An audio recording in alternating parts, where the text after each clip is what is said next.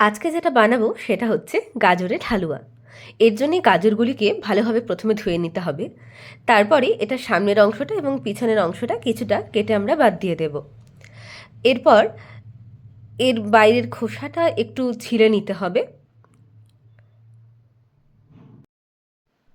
তো ভালোভাবে চারিদিকের খোসাটা ছাড়িয়ে নেওয়ার পরে এরপরে এটাকে ভালোভাবে গ্রেট করতে হবে গাজরটাকে।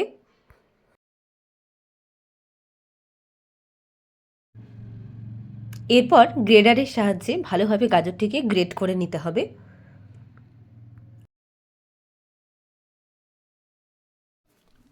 আমি এখানে ৩ জন মানুষের মতন ৩টে গাজর নিয়ে নিয়েছিলাম, তো তোমরা নিজেদের প্রয়োজন মতো সেটা ঠিক করে নিতে পারো। গ্রেডারের পিছনের দিকটা যাতে আটকে না যায় মুখগুলি, তার জন্যে মাঝে মাঝে হাতে করে ওটাকে ঝেড়ে নিতে হবে।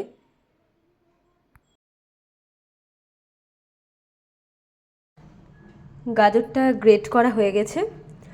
এবার আমি কিছুটা আমন্ড এবং কিশমিশ চপ করে নিয়েছি। কাজু আমার কাছে ছিল না, তাই ওটা দিতে পারিনি। আর এখানে দুধ নিয়ে নিয়েছি 1 গ্লাসের একটু কম। তো এরপর কড়াইয়ের মধ্যে 1 চামচ ঘি দিয়ে দিলাম। এটাও তোমরা নিজেদের পরিমাণ মতো দিতে পারো। এরপর ঘিটা সম্পূর্ণভাবে গলে গেলে এর মধ্যে আগে থেকে চপড করে রাখা আমন্ড এবং কিশমিশটা দিয়ে দেব। তারপর এটা ভালোভাবে একটু নাড়াচাড়া করে নেব কিছুক্ষণ, যাতে ঘিয়ের মধ্যে এটা ভালোভাবে মিশে যায়, ঘিয়ের গন্ধটা এর মধ্যে, এবং এটার মধ্যে কোনো কাঁচা ভাব না থাকে। তো ভালোভাবে কিছুক্ষণ নাড়াচাড়া করে নেওয়ার পরে যখন দেখব এটা একটু লালচে হয়ে আসছে, তখন এটার মধ্যে আগে থেকে গ্রেট করে রাখা গাজরগুলো আস্তে আস্তে দিয়ে দেব।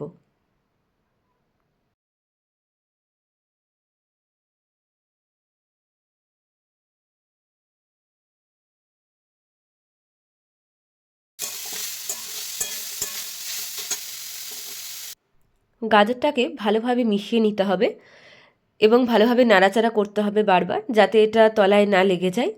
এবং এই সময় গ্যাসের ফ্লেমটা থাকবে মিডিয়াম। কিছুক্ষণ ভালোভাবে নাড়াচাড়া করে নেওয়ার পরে এটার মধ্যে অ্যাড করব চিনি। আমি এখানে 2 চামচ চিনি দিয়েছি।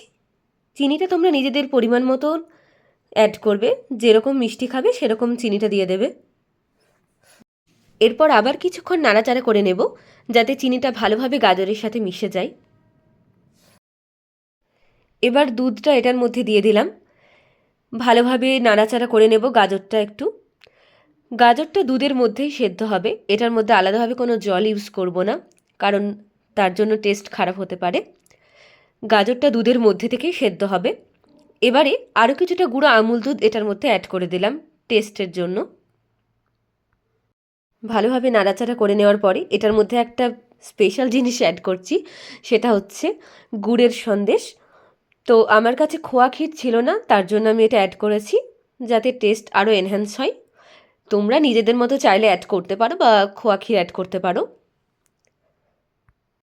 এবার এটাকে ভালোভাবে মিশিয়ে নিতে হবে, যাতে কোথাও ক্লট না হয়ে থাকে। ভালোভাবে গাজরের সাথে এটাকে মিশিয়ে নিতে হবে। এভাবে কিছুক্ষণ মিডিয়াম ফ্লেমে এটাকে নাড়াচাড়া করে নেব, যাতে এটার মধ্যে কোনো কাঁচা ভাব বা গন্ধ না থাকে গাজরের। এবং দেখতে হবে গাজরটা সেদ্ধ হয়েছে কিনা। আশা করি 15 থেকে 20 মিনিটের মধ্যেই গাজর সেদ্ধ হয়ে যাবে। দেখতেই পাচ্ছ আস্তে আস্তে গাজরের হালুয়ার মধ্যে কী সুন্দর একটা টেক্সচার চলে আসছে। তৈরি হয়ে গেছে গাজরের হালুয়া। এবার এটাকে নামিয়ে ঠান্ডা করে তোমরা সার্ভ করতে পারো। তোমরাও বাড়িতে বানিও গাজরের হালুয়া, এবং কেমন হয়েছে অবশ্যই জানিও। একটা লাইক, কমেন্ট ও সাবস্ক্রাইব করে অবশ্যই পাশে থেকো। Thank you.